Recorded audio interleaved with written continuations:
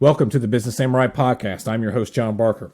Today is our first real episode of, well, it's more of an opinion, I would say, versus kind of an educational thing. And I thought it was a good way, as I do management consulting, of 12 reasons why you need a consultant. And not everybody does. I think there's periods when you're in some growing and learning phases that you actually do learn quicker by failing on your own as you're starting to build things. But as the company starts getting hold, you're getting into seven figures or multi-seven figure revenue streams that you've been in the weeds so long, it's hard to extract yourself from them as a manager of maybe a team or even the owner of the organization of it itself. And you want somebody that's not Bobo's uncle's brother's sister's advice he heard once from a TikTok video coming in there to assist you once you've reached that level. You want somebody that's been there before, has the credentials, has the experience to back that up. So these are in no particular order, and it's my reasons why I think once you get to a certain level that it's good to have an external consultant to be able to bounce things off of. So let's blitz through these real quick. Number one, you get to accelerate the learning curve. In business, time is money. And the faster to be able to break through a plateau, figure out a bottleneck, is finding someone with the experience to be able to do that. And it's harder to do that with somebody that, that's internal if you're so up close to the problem. And the person with the experience can help guide you through there at a much, much faster pace, fix things faster, and make you more agile in the process by having that experience and accelerate your learning curve as a business owner. Number two, it's rise above corporate politics. I've seen a lot of corporate politics in my life where there's power struggles internally.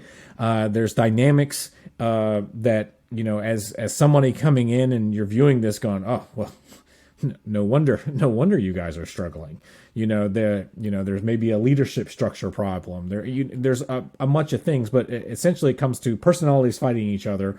And as a consultant coming in, it should be all about the mission, all about getting value-based outcomes and breaking up those log jams because you're not subjected to them. You're only beholden to, whoever brought you in, typically the ownership or executive team, C-suite, to come in and solve those issues, not get mired down into the weeds of the corporate politics between maybe two teams that are infighting. Number three, and we've kind of alluded to this before, they're an expert advisor. They got years of experience, specialized training in what they do. So think tax accountants, CPA firms. You may not need one on all the time. So you go find the one that has that experience that can help you get through a process. In my case, I'm certified and degreed in business and project management and cybersecurity and technology, and being able to bring all of those together under the umbrella of smoothing out business operations to help you scale. So if you've never done that before and you find yourself in a rapid growth situation, you've reached a point of going, I'm stuck and we flatlined here, you want somebody that's got that years of experience to be able to come in there and say, okay, we see what you got going on. Here's where the problems are at. Here's where the bottlenecks are at. And you're going to hear me use the term bottlenecks quite frequently. Here's how we're going to break through those. Again, going back to the experience, they bring industry best practices. I'm part of PMI, Project Management Institute, with a PMP certification. I mold that as a best practice to a project, to a team. I'm also now taking that and applying it to the organization as a whole. Think of it like portfolio management. You may have a couple lines of business, a few revenue streams in there. What is that essentially? It is a portfolio management process for your business where you've got accounting, you've got budgets, you've got internal, external stakeholders, you've got communication plans. So you want industry best practices that can be molded to fit your situation where there are no, I don't want to say there's right and wrong to what you're trying to accomplish, but there's probably most efficient.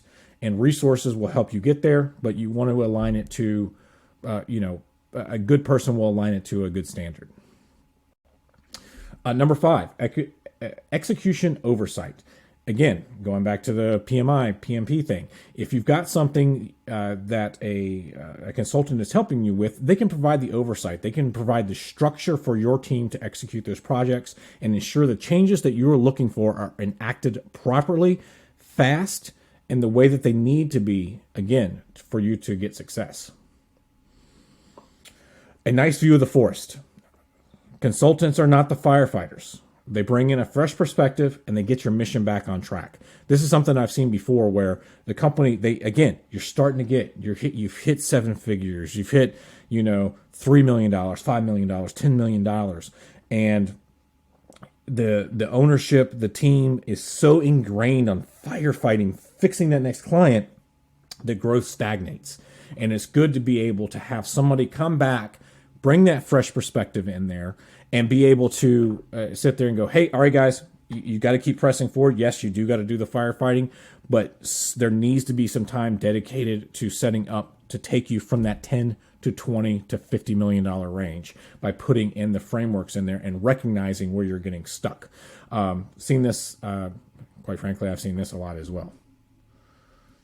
They are an agent of change. You do not want to bring a consultant into your operation to sit there and just pat you on the back. They're, recommending new advice is pretty much the exact definition of what a consultancy is when you go look that up. So don't engage with an agent of change if you're not ready for the change. And in my case, I'm getting ready to implement a pretty extensive questionnaire because as kind of purposeful friction. I know some other people that have done this to great success, because if you are in such a state of needing change, or you think you do, if you found somebody you truly trust and it is that painful for you, you'll go through those steps. And that's one way for me to vet that you truly want the change that you're speaking for, not a pat on the back, not getting caught up in your internal dynamics, but you really want to make things better. A consultant will assist you in navigating the decision-making process. A decision unmade is a stressor. There are people that I know that run small businesses that will sit there and not make the call that they know they need to make. I would say I'm even guilty of this at times where I've reached out to other people and say, what do you think? And they're like, you know what you need to do, make the call. Why did you wait so long? And so they can help you work internally to combat that struggle, or bring your teams together to kind of reach a consensus in the direction you need to go. But at the end of the day, it is still your decision. There's been times that I have been brought in where I did not feel comfortable. I was like, they wanted to offload the decision making to me. And it's like, well, it's not my company. This is what I would do if I was in your situation, and here is why. But it's on you as the owner or the leader of your team or your department, depending on how someone like me is necessarily engaged with you, to go, you're the one that have to live with this day in and day out. It's still your decision at the end of the day, but I can assist you with making the decision that you feel is best appropriate for you. Pattern recognizer. This is what is great about having somebody outside of your organization come in to kind of help break up, again, those log jams. Having been and worked in over 100 environments, I can sit there and now friends of mine used to joke it with me that I could almost predict the future, but I had seen these patterns of behavior. And right now I feel like that's a lost art. It's one of the reasons I had started the podcast again. It's like, so you can take the principles that somebody may be doing in a marketing company and apply it to your software as a service company. If there are principles that are inherent to go, oh, that works. How can I take that principle, that framework, and apply it to what I'm doing that's making them successful? And that is what a good consultant can do after having been in a bunch of environments. I have met a lot of people that have worked in gigantic organizations where a job where I would have like 20 responsibilities, that person had only experienced the one. So they didn't have that pattern recognition ability and that ability to apply those principles. So a good consultant will have had that experience. They're going to bring other industry connections in there. So in my case, I don't like doing compliance work with cybersecurity. I like when implementing the cultural changes, and I still would like to find another word for culture.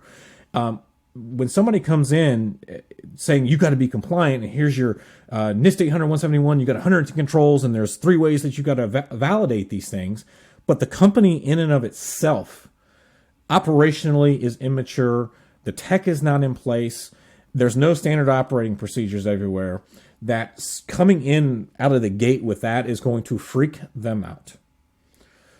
So in my case, I like to come in, let's evaluate, make sure the business ops are right, because let's put in the SOPs. Do we have the tech? Start molding in those cybersecurity requirements that you will need to be compliant on.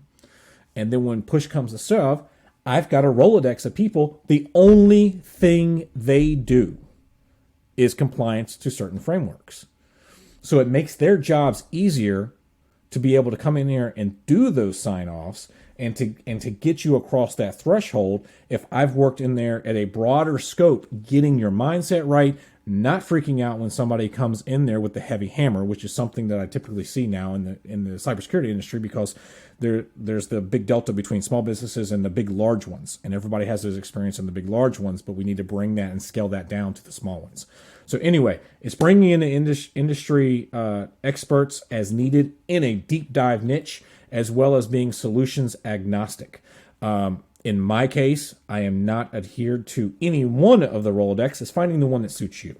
I'm not going to sit there and shove a particular software solution down your throat, but I probably will have recommendations for that.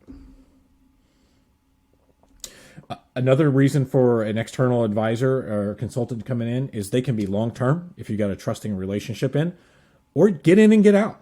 There's no commitment based on that. So there are times I've been brought in to do a very specific short-term project that may be just weeks, where I'm speccing out the strategy of something. And there are other times, like with a handful of clients that I have now, where maybe I started out on that initial engagement, but now I'm just the trusted advisor that I keep in contact with them. I know what is going on within the business, and they know they can reach out to me with questions, or we set up dedicated times to kind of do little check-ins to see what's happening, to see what is there a new initiative we need to take to get you to the next level. But there's no commitment either way. I've done both, and other people do both. So that's an advantage of having that, and also allows you to find somebody that fits your company personality. Because there's times where I've had a client where I'm going, all right, I want to get through this. They're not necessarily a fit for me, but maybe they're a fit for somebody else I know. So I definitely live in the realm of collaboration versus competition, because not everybody's a fit for everybody. The last one, most of the time, you don't need to be taught something new. You just need to be reminded of it. I can't tell you how many times I've watched a YouTube video, or how often I've read a book and I'm going, oh yeah, I forgot. So a consultant, in a lot of times, will just remind her of things you forgot along your journey because you've been so deep in the weeds. And that's what helps them get you pushed out of the rut that you're in and go, remember, this is what you initially set. You've kind of got stuck in this path. Let's get you back on the growth trajectory by doing X, Y, Z. So a lot of times that's not bringing something new. It's just reminding you of where you wanted to go all along.